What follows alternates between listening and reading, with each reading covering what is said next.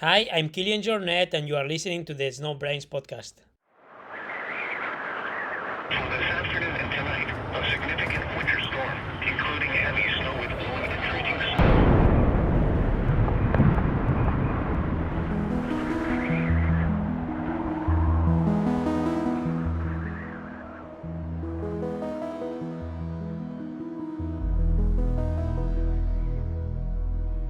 Hello and welcome to the SnowBrains podcast, where it's my job to interview the most intelligent people in the snow sports industry and pass their fascinating knowledge on to you, our listeners. I'm your host, Miles Clark. I'm a professional free skier, a mountain guide, an Alaska heli ski guide, a UC Berkeley molecular cell biology graduate, the founder and CEO of SnowBrains, and just the other day, I fell into a frozen lake in winter for the first time ever. I was exhausted and parched after a big day in Patagonia and lazily decided to grab some water from a rare open hole in a lake on our way back to camp. I should have laid down and scooped up the water like a normal person, but I decided to just stand on my skis, reach down, and pull some water into my bottles. The first bottle, no problem. Second bottle, no problem. And just as I was stepping away, the ice gave and I fell in. I caught myself pretty quick and was able to scramble out, but I fell into my knees. And I assure you, skis move terribly underwater. It was a warm day and we were almost off snow and changing out of my boots into shoes, but I definitely felt like a real dummy. This episode of the SnowBrains podcast is sponsored by Mount Bachelor. You can follow the herd, or you can find a mountain with its own rhythm, its own flavor, and its own brand of fun. With 360-degree skiing and one of the longest seasons in the country, over 4,000 skiable acres, discover why Mount Bachelor should be your next ski destination. Lift tickets start at $99, or just scan your Icon Pass. Book your trip today at mountbachelor.com. My guest today is Kilian Jornet. Kilian is one of the greatest mountain athletes in history, a world champion skyrunner, legendary alpinist, and endurance icon who keeps redefining what's possible in the mountains. His latest project, States of Elevation, is a staggering 31-day journey linking 72 14,000-foot peaks across the western United States, all under his own power by foot and bike. He walked and or rode a bike from Colorado through all the 14ers, then bumping over to California through all the 14ers, and then all the way up to Washington, all on his own power. He crossed some of North America's most rugged and demanding terrain, from Colorado's endless ranges and the Nolan's 14 route to the rugged Sierra Nevada of California, to Washington's volcanic giants like Mount Rainier. It was a monumental test of endurance, resilience, and spirit, but also reflecting on Kilian's deep connection to wild places and his ongoing search for meaning through effort, nature, and exploration. Kilian, thank you so much for being here. Welcome to the show. So how are you feeling today after just completing 72 14,000-foot peaks and traveling 3,200 human-powered miles across the USA in only 31 days? Yeah, like the funny thing is that if you asked me the first week into the project, I was like, wow, man, like impossible to finish that. Like I was feeling so bad. Like I was like, I couldn't see the end of the day. I was just arriving to the next valley, just like completely done. And then like I got into like the rhythm and at the end, like the last week, I was just like feeling that I could do that forever. Like I was just feeling good, like going day to day. And I think the body adapted and I just felt like, okay, yeah, if I have to do 10 more days on this rhythm, it's all right. So it's amazing how the body adapts. It's amazing how your body adapts, man. You're a very unique individual. I guess start with telling us what this project is exactly and what it means to you. Yeah, so the project is pretty simple. It was to try to link the 14ers in the lower 48 on a human power way. So like going by foot and with bike and try to find the aesthetic line, like not just to go from peak to peak, but just to find like 9 lines, like starting on Long's Peak, and instead of going up and down on bike, like to do the LA Freeway, which is like a nice ridge, and doing like the Elstravers or the Nolans or the Normans. So like to try to find nice lines that bring some kind of aesthetics into the project. But I would say all that was the excuse. the excuse to explore a bit the west coast of the US and like to see the landscapes, to see all the wilderness. Like it's amazing, like all the wilderness and all the landscapes that have here, like, and to be able to access all these places and to explore them and the wildlife and the geography, the rocks, the forests. So to explore all this nature and also to connect with the people. Like I was very lucky to join for half of the summits with new friends and old friends that are from these areas and to share their love for their backyards and what's special about all these places. So I think the excuse of the 14ers was to just explore the mountains and the culture of the people living in those mountains. And if you had to pick one place that was your favorite, which place was your favorite that you visited? That's a hard one. But I would say, like in Colorado, the Sangre de Cristo range was, it was just beautiful. Like it's pretty tiny, but like the contrast between the mountains and the desert and the quality of the rock was the best. And then the Sierras, man, like that's beautiful. And the possibilities on alpine terrain there, it's just endless. And it's wild. Or when I was doing the Normans, like for 3 days, you don't see any human settlement, you don't see any roads, so you are just on the wild for you can be in the wilderness for very very long, so that's pretty amazing. And then the quality of the rock and the endless possibilities that you have there, it's just incredible. But I have to say that now being here in the north, like just climbed Rainier, the home here, it's the possibilities here in the Cascades, it's also like something unique, I think. So yeah, it's hard to pick just one. I think it's just like to embrace the diversity. Well, I'm from California and I spent a lot of time in the Eastern Sierra. So it was important that you mentioned the Eastern Sierra. Well done. Yeah. And I'm so curious, how much sleep were you actually getting out there? It doesn't look like you were sleeping very much. Well, I'm not a big sleeper normally home, so that really helped, I think, on projects like that. But no, normally when I was biking, like when I was going from Colorado to California or California North, then I was biking around like 14 hours per day. So then I could have like 6 hours sleep almost every night. So that was very good. Oh, 6 is good. Okay. Yeah, and then when being in the mountains, it could vary. Yeah, it could be kind of anything. Like when I did the Normans for 3 days, then maybe I slept 1.5 hour, so not much in 3 days. But then some other days I could sleep like 3-4 hours. So yeah, I would say on the bike I was able to really recover the sleep. But then yeah, when I was running, it was much less. It's insane, man. So when you're out running, let's say you're running through the high Sierra, you're sleeping 1, 2, 3 hours a night. Are you traveling 20 hours a day? How many hours a day are you moving? Yeah, when I was running, it depends a lot the mountain range, but yeah, for some days I was moving like for 20 or plus hours. So yeah, but it's cool. Like I also love like to be moving in the night. It's also like a different way of like seeing the mountains. It's hard to understand. Like yesterday, I had an 8 hour day in the mountains. We went hiking and skiing in Patagonia, and I am taking a rest day tomorrow. A total like I'm exhausted, and I slept 9 hours last night.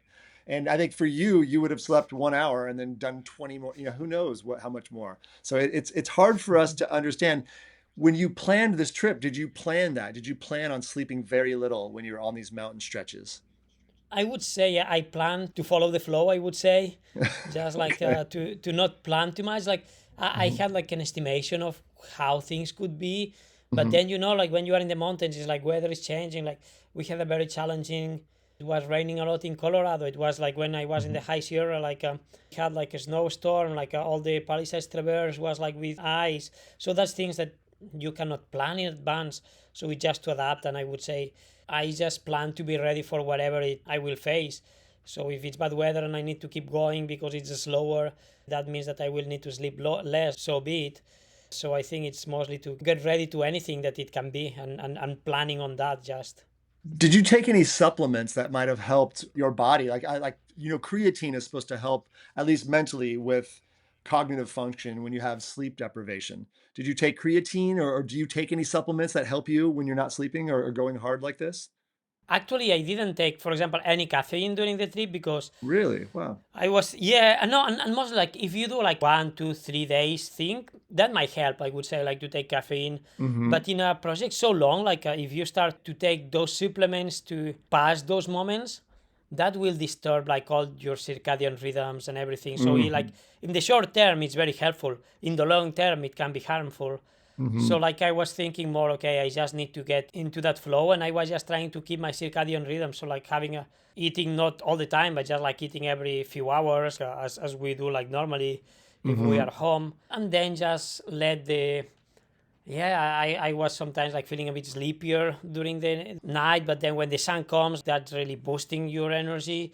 So like, I in a long project like that, I prefer to just like was taking just some supplements like vitamin D and omegas, but just like as normally, but not trying to have any, as you mentioned, like creatine or caffeine or things that they can be like a good booster for like short activities. I mean like 2-3 days, that in the long term that might be just like disturbing more than being helpful.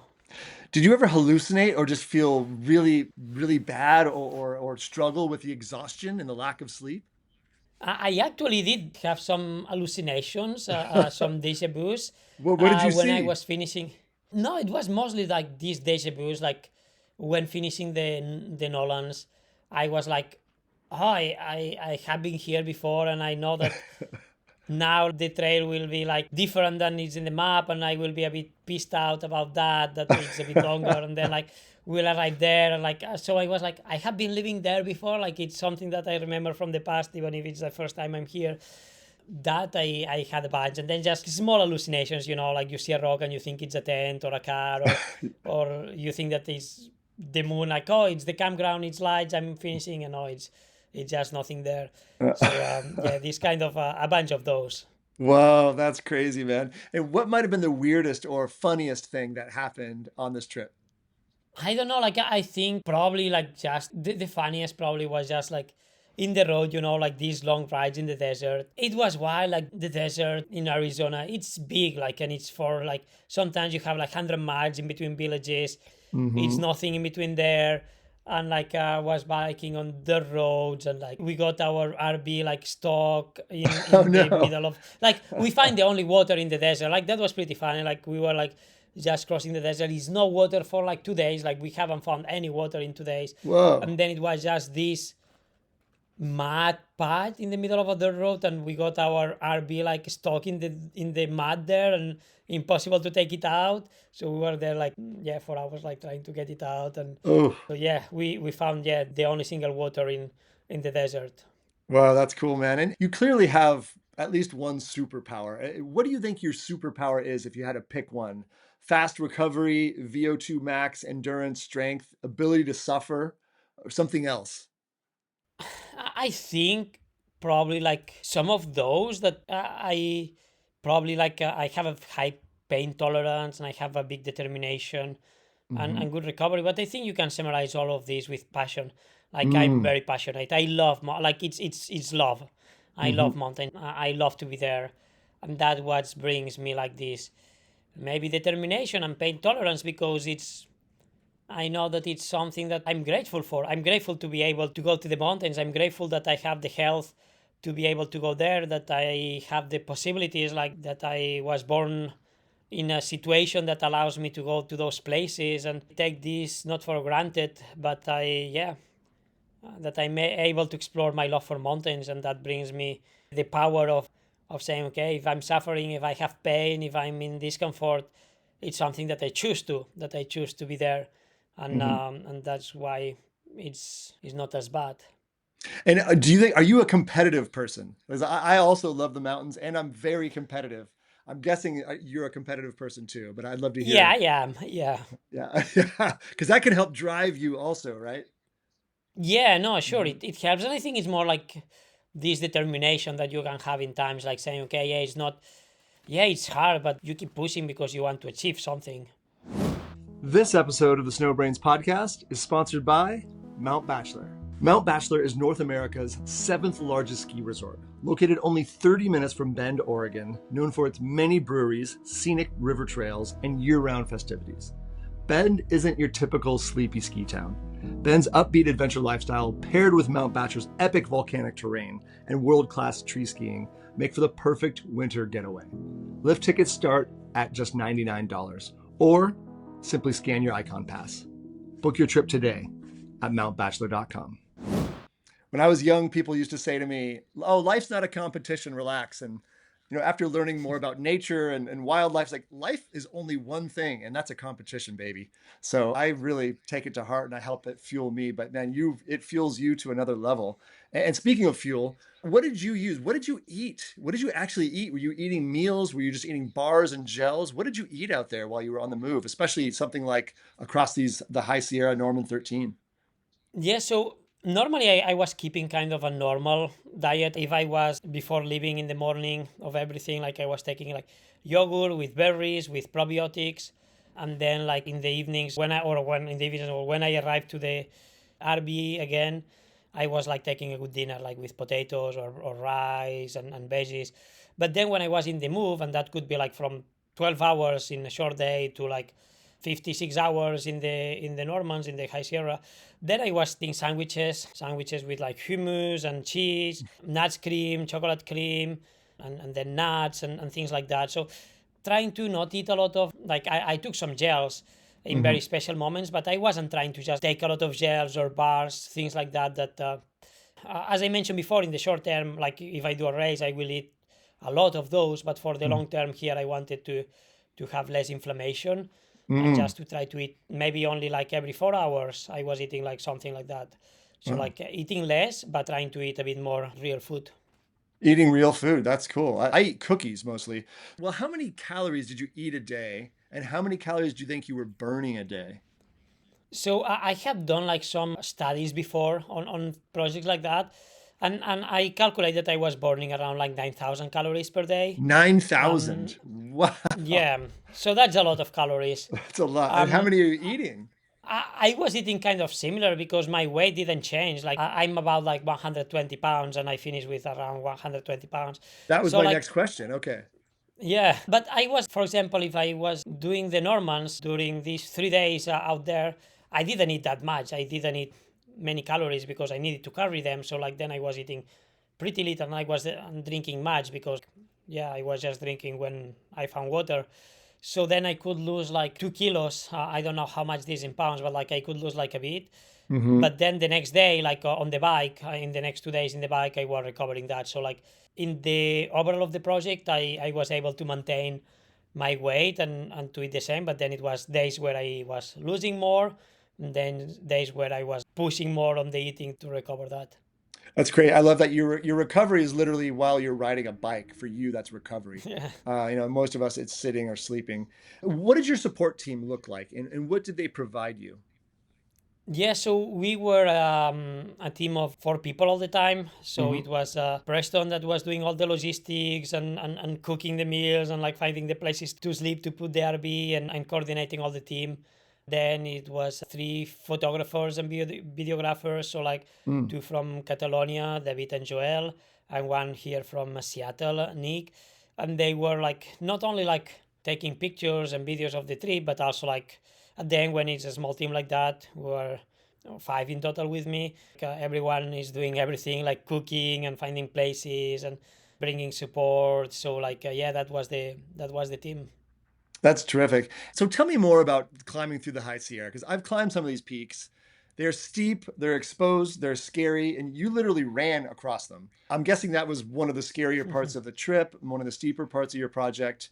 Tell us what this was like. And I'm so curious, where did you sleep? Did you have a sleeping bag with you, just bivvies? Tell me about crossing. I think you call it the Norman 13. So it was 13 peaks you did in a 56-hour push. That's insane. Yeah, so I started in Cottonwood Lakes and then I was crossing like north all the way to Bishop Pass. And Hmm. actually, the first part it's pretty mellow, I would say. Like it's a lot of off trail, like it's a lot of off trail terrain, like big blocks, but not very technical when you are doing like all the Whitney and like Russell and all the way to Tyndall. There I was mostly like just moving. Then I hit the John Muir Trail and I was running on the GMT like 40 miles. And at some point there, like Whoa. on the it was like after like 24 hours, I took a nap and I had like a small sleeping bag with me. So I just like when I was going down, yeah, someplace in the GMT, like I just found one campground and just like put the sleeping bag in the floor and sleep for 1 hour. Wow. No And sleeping pad, just a sleeping bag. Yeah, just sleeping bag. Yeah, Wow. it wasn't the most comfortable, but it's all right. You were pretty tired. Um, yeah, you are tired, so you sleep. And then I was continuing on the GMT. Then the second night it was going up to Split Mountain, and there it was snowing a lot, like it was a big Ooh, storm. So then from there the conditions were kind of a bit more challenging because all the Palisades Traverse, which is the most technical part, yeah. it was like fully like icy, like all the east side of the mountains was all ice and the west side was all right, like was okay. But then yeah, the climbing becomes much slower because yeah, you need to be a bit more careful and you need to just move a bit more cautious. And no ropes, right? You guys, this is fourth and fifth class terrain, correct? The Palisades Traverse. Yeah, I would say like a lot of fourth terrain and then some like beaches that is like 5 class terrain. But yeah, I brought like was like a 40-foot rope, 5 millimeter Okay. dynama, could like just abseil some places like the tops of like Thunderbolt or like just like we put the rope in the chimney up to the North Palisade. Just it was like all icy, so we Mhm. used the rope I think 2 times, Only two but times. mostly yeah Wow. yeah. So That's mostly it was amazing. just like scrambling around.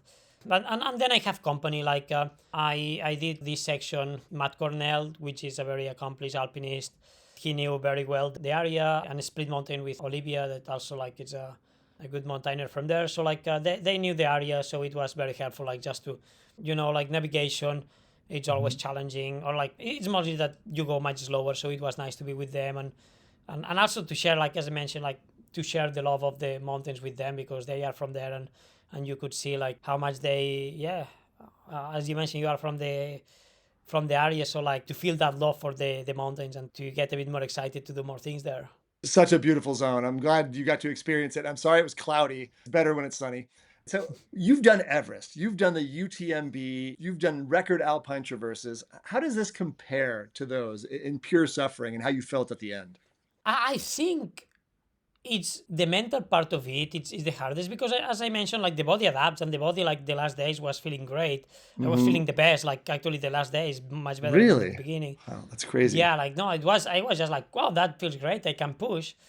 But I think it's just like that. Yeah, it's every morning you wake up and it's like anything. Like it can be like I need to climb that summit and conditions are like it raining and like Hmm. I don't want to get wet again and I oh like or like I have like 200 miles on the bike on me and I know that it's going to be like some wet conditions and I think it's more like the hardest is mentally to just like get into that rhythm and to get into like that some days are better than others, but otherwise it was more pleasure than suffering, I would say. That's great, man. Actually, it made me think, what was your longest bike day? The longest bike day it was just under 400k, so that's almost like I think Like 300 miles it's kind like of. 300 miles. So Wow, how yeah, long did that take? that was a long one, yeah. So it wasn't the longest on hours. I think it took me just under 12 hours, but it was nice, it was flat, it was tailwind, it was on the road, because some other days like I was doing like only 200 miles, but those 200 miles half of it was in the roads and like on the gravel bike, so that took much longer than other days on the Yeah, road. how long was your longest day on the bike and how long was your longest day on foot? So my longest day on the bike, I think it was like 14 hours only on bike, Wow, it's with a long mostly day, on man. yeah, it's a long day on the bike and just with wet condition, like raining a lot Oof. and on gravel roads. The longest on foot, well, it was like a bunch of days that it was 24 hours. I think like the Normans, it was like a 56 hours stretch, like just Gee. running. With a And couple then also naps. I did, yeah, with like 1.5 hour Crazy, like man. sleep in total. And then when I did also, I did the Elks Traverse plus the Nolans plus Pikes Peak. That was like also like 78-hour push with like 3 hours of sleep in between. So probably That's insane. those two pushes were kind of the longest. Yeah. Whoa, man. I mean, do you know other people that do this kind of stuff? I mean, maybe you do because you're in that space, but to me, I just never heard of anything like this. It's otherworldly. Yeah, no, it's a few people I would say like in bike Iceland that is doing like a lot of these long bike rides, and I know in the mountains like it's people doing like these Nolans and Normans and these kind of things that yeah it's. Without sleeping, though, that's wild. So you're 37 years old now. Do you feel like you're getting stronger? You're getting smarter? When do you think you will peak? Yeah, the fun thing is like doing my runnings home, like the test runs and these. I'm getting faster. I think it's Wow. because I'm training more smartly, I would say, and a bit more specifically. So I am getting stronger. But I know that yeah, the shape I can still like compete at high level in competitions for a few years.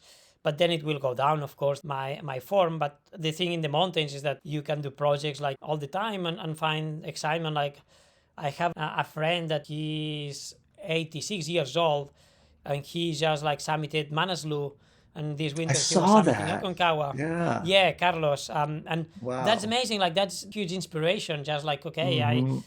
I don't need to be the fastest. I don't need to push like these things that hard. It's just like to be healthy and to be able to keep dreaming to do things. And I hope that when I'm like older, like 70, 80 years old, like I'm healthy enough to be able to move. It don't need to be like to do a crazy project, but just like to take a small summit close to home with my kids. I think that's the most important. Well, I'm very impressed. How do you feel at the end of this project and what's next for you?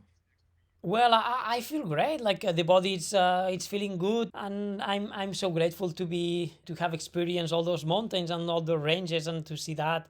And I'm just like yeah, looking forward to go home. Like we have three kids, and it's been very long. Like 1 month without them, it's a long time. I just want to yeah get home and to do excursions with them. To start, winter is coming, so like to start skiing and to go for ski Yeah. tours and just like yeah it's very nice to go and explore far away, like here in the US or in Himalayas or in other places.